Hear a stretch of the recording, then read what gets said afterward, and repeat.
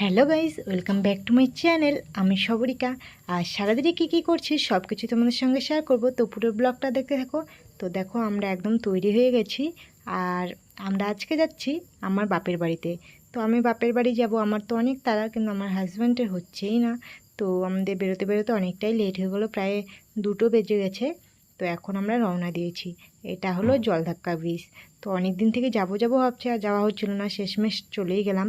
তো বাড়িতে আসার পর দেখি কাজ চলছে বাড়িতে। আর এই দাদা দেখো খেতে বসে পড়েছে, যেহেতু দুপুর টাইমে আমরা চলে এসেছি। এখন বাড়িতে ঢুকতে ঢুকতে প্রায় 3টে বেজে গেছে। তো এই দেখো দিদি খেতে বসে গেছে, আর আমরা আসবো জন্য দিদিও এসেছে আজকে। তো দেখো ও আশাও সে আমাদের জন্যই এসেছে, কিন্তু আমাদেরকে রেখেই খেতে বসে পড়েছে। আর এদিকে ভাগনা দেখি ঘরের মধ্যে ঢুকে মোবাইল ঘাঁটছে, ও নাকি খেয়ে নিয়েছে আগেই। তো আমার হাজব্যান্ড আমাকে রেখে আবার বাড়ি চলে যাবে, আর যেদিন আমি বাড়ি যাব সেদিন আমাকে নিতে আসবে। তো এখানে আমরা বাজারে এলাম, আমার হাজব্যান্ড আমাদের এখানে ছেড়ে চলে গেল। আর দিদি বলল আমি বাজার করব, চল একটু আমার সঙ্গে। তাই দিদির সঙ্গে এসে দিদিকে বাজার করে দিলাম। দিদি তারপরে বাড়ি চলে গেছে, আর আমিও বাড়ি চলে এসেছি। তো শেষমেশ আজকে আমি দিদিদের বাড়ি যাচ্ছি। যদিও আমি বাড়িতে ছিলাম 2 দিন, একদিন বাড়িতে আর একদিন দিদি বাড়িতে। তো এখন আমি দেখো দিদিদের বাড়ি চলে এসেছি। তো এখন দিদিরা নতুন বাড়িতে চলে এসেছে। আর এসে আমি বুঝতে পারছিলাম না ওদের গেট কোনটা। এখন এটাও লক করা, এদিকে পাশে আর একটা রয়েছে, এটাও লক করা। তো আমি এখন ঢুকবো কী করে বাড়ির ভেতরে? তো ডাকছিলাম দিদিকে, দিদি দিদি বলে। তো অনেকক্ষণ পরও এলো, আমি অনেকক্ষণ টাইম ওখানে দাঁড়িয়েছিলাম, যেহেতু ঘরে ফ্যান চলছিল, ও শুনতেও পাইনি। তো দেখো অবশ্যই গেট খুলে দিল, তারপর আমি ঘরে চলে এলাম বাড়িতে। তো আসার পর আর একটা আমার কাজ বেড়ে গেল। দিদি বলছে ভাগনা আজকে বলে গেছে, ও স্কুলে গেছে, যে ওকে স্কুল থেকে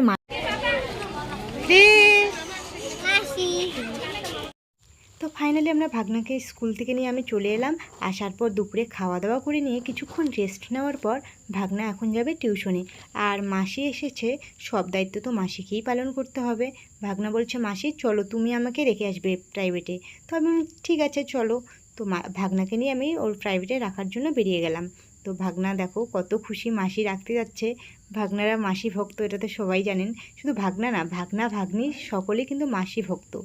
তো মাসি আসলে অনেকটা খুশি হয়ে যায়। ভাগনাকে টিউশনে রাখার পর আসার পথে আমি দেখলাম ফুচকার দোকান বসেছে। তাই দিদিকে এসে বললাম চল ফুচকা খেয়ে আসি। ও বললো চল। তো আমি আর দিদি বেরিয়ে গেলাম ফুচকা খাওয়ার জন্য। দিদি খাবে না যদিও, আমি খাবো। তো এইখানকার ফুচকাটা দারুণ টেস্টি। আগে সবসময় খেতাম, তো এখন তো আর আসা হয় না, তাই খাওয়াও হয় না। তারপরে টিউশন থেকে ভাগনাও চলে এলো, আর আমি ওর জন্য কালো মিষ্টি রসমালাই নিয়ে এসেছিলাম। ভাগনা তো স্কুল থেকে আসার পর আর সময়ই পাইনি খাওয়ার। তো এখন দেখো মোবাইল দেখছে আর রসমালাই খাচ্ছে। যেহেতু মাসি এসেছে, বই পড়তে হবে না, আর মোবাইলটাও পেয়ে গেল, মোবাইল দেখায় ব্যস্ত। তারপরের দিনে ভিডিও এটা দেখো। সকাল সকাল আমরা চা নিয়ে বসে পড়েছি। তো দিদি ওদিকে কাজ করছিল, আমি চা বানিয়ে নিলাম, আর চানা আর মুড়ি মেখে নিচ্ছি খাওয়ার জন্য। আর ভাগনা এখানে কত কিছু বিস্কুট আবার অনেক কিছু নিয়ে বসেছে। তো আমি বলছি তাড়াতাড়ি খেয়ে নিয়ে ভাগনাকে স্কুলে রাখতে যেতে হবে, আর আমি ওদিকেই বাড়ি চলে যাব। তো দেখো এখানে দিদি আবার আটা মাখছে, ভাগনার টিফিন দিবে। চা খেয়ে নিয়ে ভাগনাকে নিয়ে বই পড়াতে বসলাম, কারণ কালকে রাতে যেহেতু পড়িনি, ওর হোমওয়ার্ক রয়েছে, স্কুলে যাবে, তাই সেই হোমওয়ার্কগুলো কমপ্লিট করাচ্ছিলাম আমি। আর দিদি এদিকে রান্না করছিল। তো চলো ভাগনা বই পড়ে নে।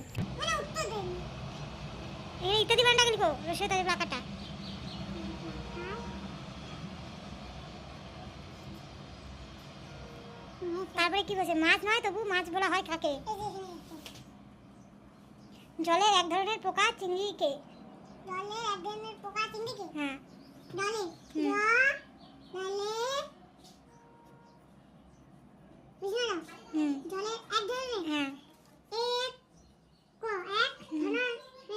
এক ধরনের? হ্যাঁ। একসাথে না, ধরনেরটা আলাদা লিখো।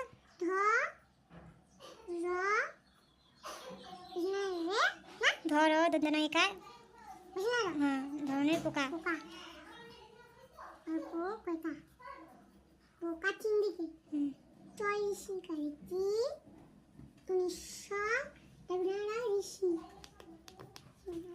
চিংড়ি কে লিখো, কয়ে করে কে চিংড়ি কে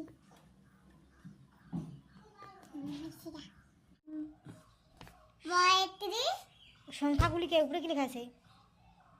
সংখ্যাগুলিকে উল্টে নিয়ে কোথায় লেখো?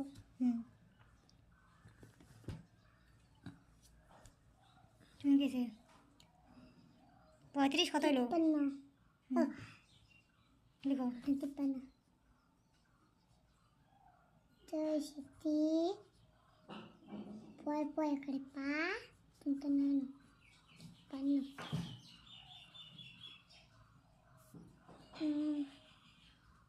আটা 6 কত হয়? আটা 6 কি হয়? 80 দিয়ে গুণ 80 81 82 83 84 85 86 কি লিখো 86 উনতে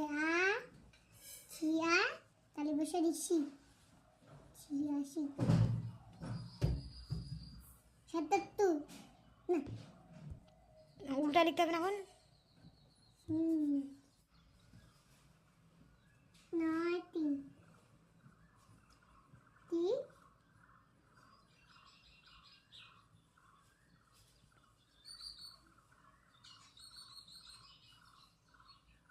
চিহ্নটাকে দেবে বিয়োগ 9 3 বাদ গেল 1 2 3 4 5 6